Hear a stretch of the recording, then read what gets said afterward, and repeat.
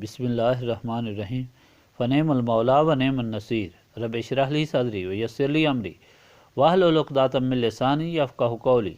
اللہم صلی علی سیدنا محمد وعلی آل سیدنا محمد وعلی صحابہ وعلی ازواجہ اجمعین وبارک وسلم صلی علیہ۔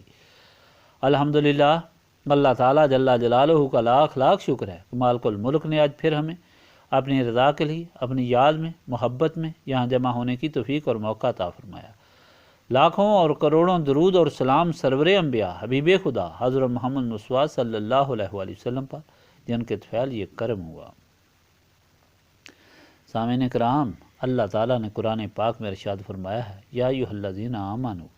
لا ترفعوا اصواتکم فوق صوت النبی ولا تجہروا لہ بالقول کجہر بعضکم لبعض ان تحبط اعمالکم وانتم لا تشعرون۔ ان الذین یغضون اصواتهم عند رسول اللہ اولئک الذین امتحن اللہ قلوبهم للتقوی لہم مغفرۃ واجر عظیم۔ اے ایمان والو، نبی پاک صلی اللہ علیہ وآلہ وسلم کی آواز سے اپنی آواز اونچی مت کرو، اور نبی پاک صلی اللہ علیہ وآلہ وسلم سے اس طرح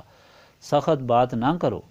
جس طرح ایک دوسرے سے بولتے ہو، کہیں تمہارے اعمال ضائع نہ ہو جائیں اور تم کو خبر بھی نہ ہو۔ جو رسول پاک صلی اللہ علیہ وآلہ وسلم کے سامنے ایسا آواز سے بولتے ہیں، وہی ہیں جن کے دل اللہ تعالیٰ کے امتحان میں کامیاب ہوئے اور ان کو تقویٰ نصیب ہوا۔ ان کے لیے بخشش ہے اور بہت بڑا انعام۔ اس ارشاد پاک میں اللہ تعالیٰ نے اپنے پیارے محبوب صلی اللہ علیہ وآلہ وسلم کی مجلس کے آداب سکھائے ہیں، اور اس طرح ان لوگوں کی بات کو رد فرمایا ہے جو اللہ تعالیٰ کے محبوب صلی اللہ علیہ وآلہ وسلم کی تعظیم کو شرک سے تعبیر کرتے ہیں۔ ہر شریک محفل انسان اچھی طرح جانتا ہے کہ مجلس میں اتنا ڈر کر بولنا اور با ادب رہنا انتہائی ادب کا مظاہرہ ہے۔ کتنا بھی ادب ہو، کتنی ہی تمیز ہو، زبان کو بہت ایسا کرنا اور مخاطب سے اس طرح مخاطب ہونا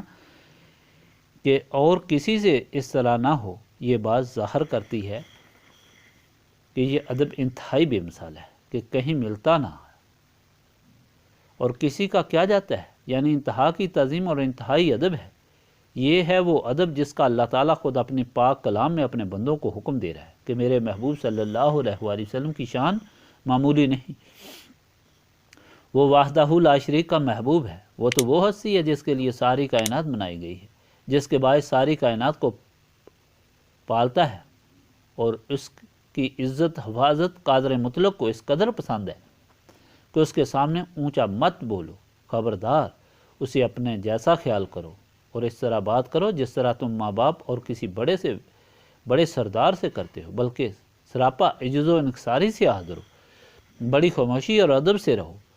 ضرورت ہو تو بولو، اور بہت ہی دھیمی آواز سے۔ اللہ تعالیٰ فرماتا ہے کہ جو ایسا ادب رسول اللہ صلی اللہ علیہ وآلہ وسلم کا کرے گا، انتہائی خوف اور عجز سے محبوب خدا صلی اللہ علیہ وآلہ وسلم سے مخاطب ہوگا تو اسے اللہ تعالیٰ اپنے بندوں میں منتخب کرے گا اور اس کے سارے گناہ معاف ہو جائیں گے، اور یہی نہیں بلکہ اور بہت زیادہ بڑا اجر ملے گا۔ اگر ایسا نہیں کرے گا تو بے شک اسے اپنی عبادت پر ناز خواہ کتنا ہی ہو، عبادت کرنے والا کتنا ہی ہو، روزے رکھنے والا، ہمیشہ راتوں کو جاگنے والا ہو، سب کچھ اللہ تعالیٰ کی راہ پر قربان کرنے والا ہو، اس کی یہ ساری قربانیاں، ساری عبادتیں ٹھکرا دی جائیں گی۔ یہاں اللہ تعالیٰ نے اس فرمان سے صاف واضح فرما دیا کہ سب سے بڑی عبادت حضور پاک صلی اللہ علیہ وآلہ وسلم کا ادب ہے، اور حضور پاک صلی اللہ علیہ وآلہ وسلم کے سامنے عاجزی ہے، اور سب سے بڑا گناہ حضور پاک صلی اللہ علیہ وآلہ وسلم کے سامنے گستاخی و بے باکی ہے۔ یعنی حضور پاک صلی اللہ علیہ وآلہ وسلم کا ادب سارے جہانوں کی بخشش کا سبب ہو سکتا ہے، اور حضور پاک صلی اللہ علیہ وآلہ وسلم کی بے ادبی ساری باتوں کو ضائع کر سکتی ہے۔ تو معلوم ہوا کہ سب سے بڑی نیکی، سب سے ضروری بات اللہ تعالیٰ کو راضی کرنے والی حضور پاک صلی اللہ علیہ وآلہ وسلم کی غلامی اور آپ صلی اللہ علیہ وآلہ وسلم کی نسبت ہے، جس کے بغیر نہ دین ہے نہ اسلام، اور اس کی موجودگی میں دونوں جہانوں کی عزتیں ہیں۔ صحابہ کرام کی زندگی اس ارشاد پاک کا عملی نمونہ تھی، اور ان کی دائمی عزت کا سبب یہی ہے۔ حضرت انس رضی اللہ تعالیٰ عنہ سے روایت ہے کہ جب یہ آیت اتری تو حضرت ثابت راستے میں بیٹھ کر رونے لگے، پھر اپنی بیوی کے پاس گئے اور کہا کہ میں کمرے کے اندر جاتا ہوں تو باہر دروازے کو کیل ٹھونک دینا، اور کہا کہ میں نہیں نکلوں گا یہاں تک کہ حضور پاک صلی اللہ علیہ وآلہ وسلم مجھ سے راضی نہ ہو جائیں، یا میں کمرے میں ہی مر جاؤں گا کیونکہ میری آواز اونچی ہے۔ حضور صلی اللہ علیہ وآلہ وسلم نے جب ان کو نہ دیکھا تو حضرت سعد رضی اللہ تعالیٰ عنہ کو خبر کے لیے بھیجا۔ انہوں نے حال عرض کیا تو حضور پاک صلی اللہ علیہ وآلہ وسلم نے خبر دی کہ اسے بتاؤ وہ جہنمی نہیں جنتی ہے۔ پھر حضور کے بلانے پر خدمت میں حاضر ہوئے۔ حضور نے پوچھا تو دل کی حالت عرض کر دی۔ حضور پاک صلی اللہ علیہ وآلہ وسلم نے فرمایا کہ تو اس بات پر راضی نہیں کہ جب تک زندہ رہے عبادت میں رہے؟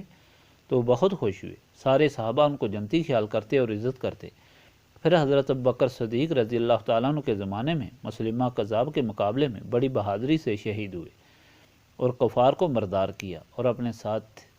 ساتھی کو خود بتایا کہ ان کی زرہ فلاں شخص کی ہانڈی میں چھپی ہے